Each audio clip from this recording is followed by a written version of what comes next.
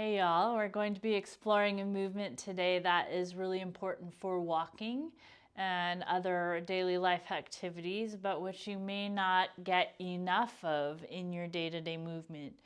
And that is hip internal rotation.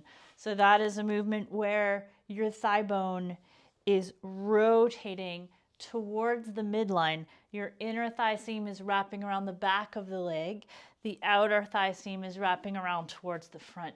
And that is a movement that may be limited in one or both hips. So we're just going to play a little bit with a few different poses and see what happens. You will want a block, but if you don't have a block, anything of a similar size or shape, a large Tupperware container, a tissue box, something like that will work just fine for our purposes today. And something to put under your head as a pillow, a blanket or a pillow, an actual pillow would work great. And we're going to come and lie down to start out with. So you're going to lie down on your back.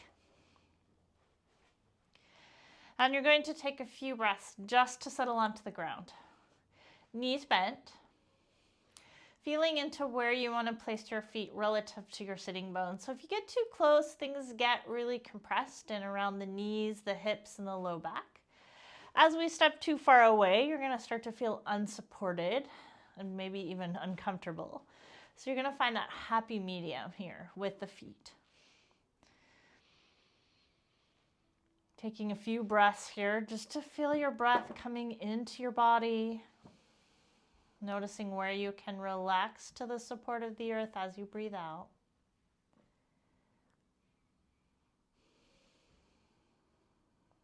Just really coming into this moment.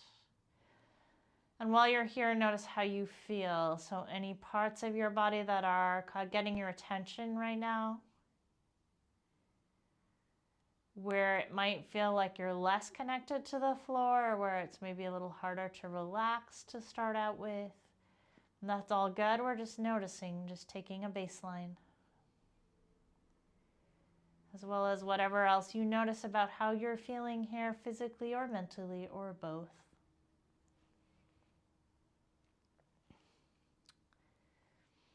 And then when you're ready, we're going to go ahead and step the feet a little wider. So you're keeping this distance from the sit bones in the head to toe mat length direction, but you're taking your feet wider out to the side. And for today, you might even take them wider than your mat if you're on one. So we're going to play with a little modified windshield wiper movement. But specifically what we're paying attention to here is the movement of the knee when it comes in towards the midline of your body. So taking the feet a little wider is going to change the angle here of this movement. And you kind of play with where does it feel best for your knee to be to start out with, or your foot to be to start out with, right? As you're bringing your knee in towards the midline. And you're just paying attention to how this movement feels in your body. If you're starting to feel your knee or any other part of you, then just stop. You don't need to go that far. So you're just feeling into what the movement feels like. And then we're going to go to the other side to feel into the other hip. Just kind of noticing what that's like here.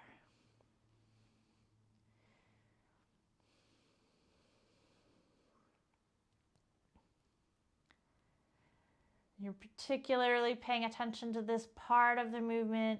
You may be inclined to skip it.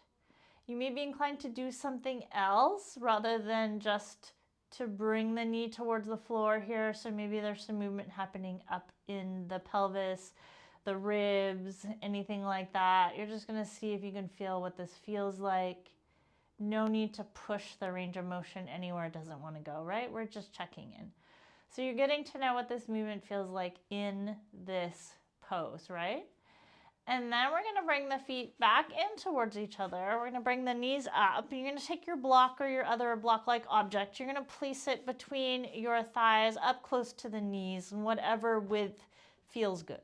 And you're going to try to bring your knees up above your hips here. And then the movement we're going to do here is we're going to separate the feet. So we're going to move the feet away from each other out to the sides and back in. Now you may notice one side goes further than the other. That's fine. You're just going to work with the range of motion that you have going on in your hips right now. And you're noticing how this feels as you come out towards the outer part of that movement. So this too is that hip internal rotation. Thigh bone is rolling in. And what we're seeing happening is the feet coming out. So the block here really helps us to control what the leg is doing. So it's not wobbling side to side. It's really forcing us to do that pure rotation in the hip. When you're feeling fatigued, you're going to let that go. You're going to come back to this starting position, taking a few breaths again to just really feel into your body, noticing if you got any tension build up as you did that. That's quite a lot of work to have the legs in that position, so that itself you might have noticed an effect from. And then you're going to take your feet wide again. You're going to see how this movement feels and just see if it feels any different. Maybe it does, maybe it doesn't. Either way, we're just gathering data, right? So sometimes I'll hear people say, well, this isn't working because it didn't change things in the direction you wanted them to change. Well, that's not to say it didn't do anything or that it wasn't a good movement to do, right?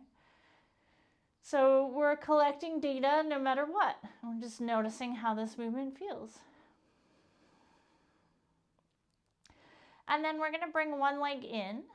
So this knee is coming down towards the floor, towards the midline. I'm going to pay attention to any knee discomfort. So I'm going to manually or intentionally back off of the range of motion if I'm getting any discomfort. So I'm only coming in as far as that movement is comfortable and easy. I'm going to take my other foot up onto the top of the knee, but rather than using this as weight to just pull the knee down to the floor, I'm actually going to push my bent leg up into the foot, and I'm going to use the foot to resist a little bit. So now I'm getting a little work in the hip, and I'm going to hold that work and breathe. So I'm pushing up with the knee, just letting the foot be heavy and resist, noticing how that feels for a few breaths, and then I'm going to carefully release. And I'm going to come back into this movement now. I'm going to see if it feels any different in this hip that did that work. It may or it may not. Now I'm coming to the other side. So this leg is going to come in, knees coming down towards the floor. I'm paying attention to any discomfort in the knee, hip, ankle, anywhere. I'm moving in the range that feels good. And then I'm going to take my other foot up on top of the knee. And I'm going to push that knee up into the foot and just let the weight of the foot resist. So nothing's really moving, but I'm getting some work going on in this hip. Maybe I can feel that happening. Things are a little different, right, in terms of what I'm experiencing here. Holding that effort at a level I can sustain. So try not to burn out in the first two breaths. And then when you're ready, you're going to release the foot back to the floor. And then see if your range of motion is different or if anything feels different in this leg as I come back into that internal rotation. So kind of interesting to check that out. And then from here, I'm going to go ahead and roll to the side and push up. And I'm going to move towards my wall here. So as I do this, I'm going to bring my pillow, whatever that pillow item is, with me.